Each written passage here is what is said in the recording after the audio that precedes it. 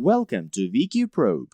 VQ-Probe is a professional visual instrument for objective and subjective video quality comparison. The main window of VQ-Probe has three main areas: Project View, Playback View, and Matrix View.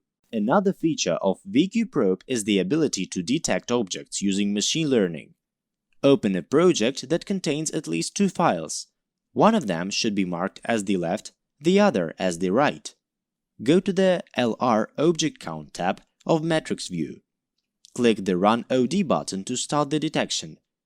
If you want to pause the detection, click the Pause OD button. To resume the detection, click the Resume OD button. If you click the Stop OD button, the detection will be stopped. Use the OD Log button to see the output of the object detection model, that is, found objects, scores, etc. The objects presented on the graph are highlighted in green.